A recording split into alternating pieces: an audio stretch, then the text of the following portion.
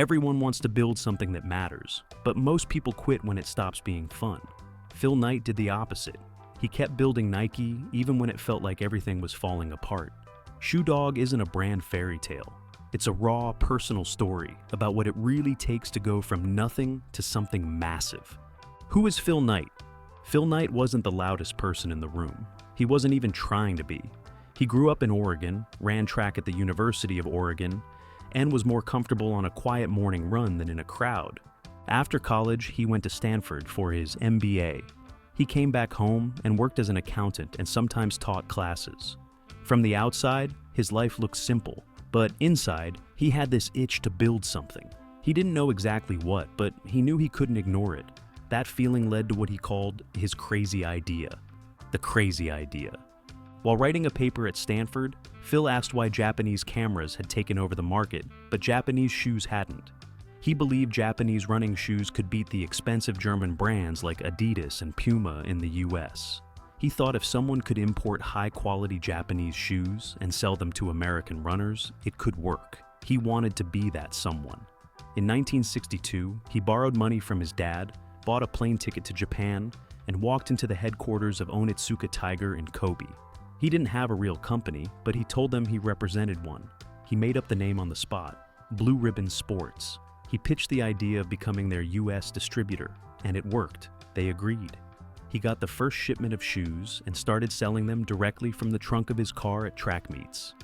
The early struggles. Phil didn't have a store. He didn't have investors. He kept the boxes in his parents' basement. On weekdays, he worked a full-time accounting job. On weekends, he sold shoes to runners. Every sale mattered. He wasn't trying to build a brand yet.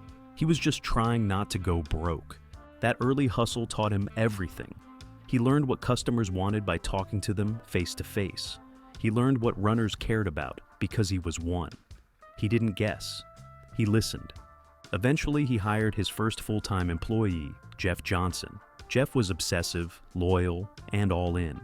He wrote long letters to customers, designed flyers, took feedback, and even came up with product ideas. Jeff was the one who treated the company like it was already big before it actually was. He also pushed Phil to move faster, take it seriously, and think bigger.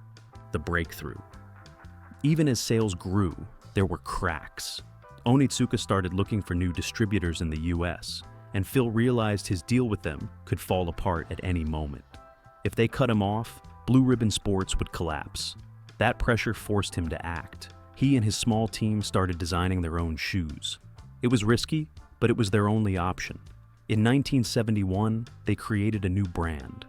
The name Nike came from Jeff Johnson, who said it came to him in a dream. It was the name of the Greek goddess of victory. Phil didn't love it at first, but he had nothing better. They hired a design student named Carolyn Davidson to create a logo. She drew a simple curved line meant to show movement. It became the swoosh. She charged $35, the first Nike shoes launched shortly after, and the break with Onitsuka became official. But the problems didn't stop. Grit over glamour, the new brand gave them freedom, but it didn't give them money.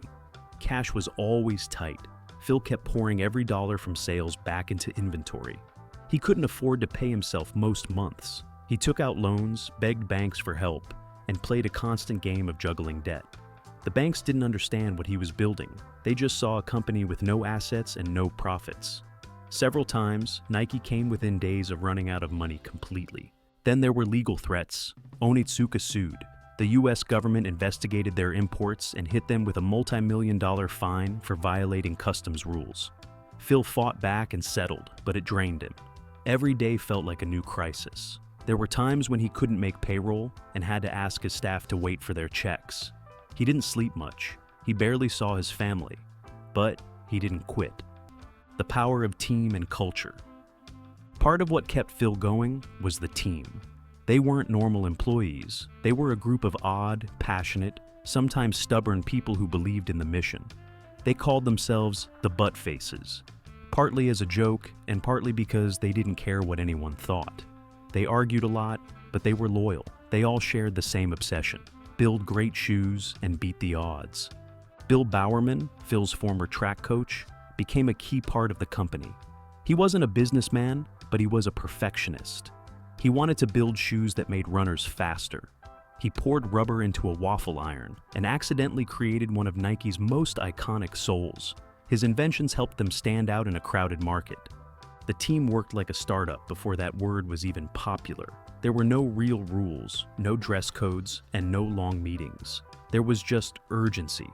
Everyone wore multiple hats. They filled orders, answered phones, drove boxes across the country, and made decisions fast. The goal was always the same: stay alive and grow. Going global. By the late 1970s, Nike had momentum. Sales were climbing, the brand was catching on, and athletes were starting to notice. But the company was still stuck in a cycle of debt. They needed serious money to scale, and the only option left was to go public. In 1980, Nike launched its IPO. Overnight, they had cash, stability, and breathing room. The company was finally out of the danger zone. Phil Knight became a multi-millionaire, but he didn't celebrate the way people expected. He felt proud, but also empty. He had worked so hard for so long that he didn't know how to relax. He missed the thrill of the fight. He missed the pressure. Just keep going. In the last part of Shoe Dog, Knight looks back with honesty. He doesn't pretend he always knew what he was doing. He admits he made mistakes. He says he was scared more often than not. But he also says the fear was a good sign. It meant he was doing something that mattered. He talks about how the journey changed him. He says he wishes he had stopped to enjoy it more. He wishes he had spent more time with his family.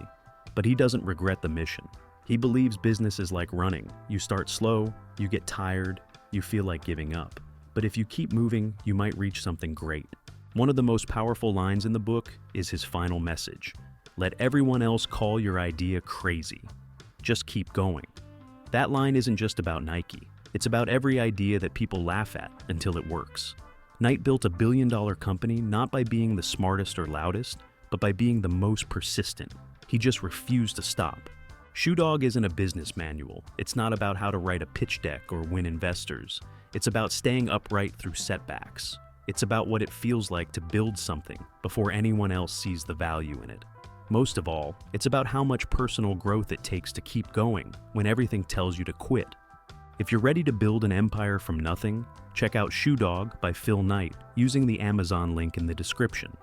It helps support the channel, and more importantly, it might be the best investment you make all year. Thanks for watching, and as always, keep growing, keep learning, and take control of your future.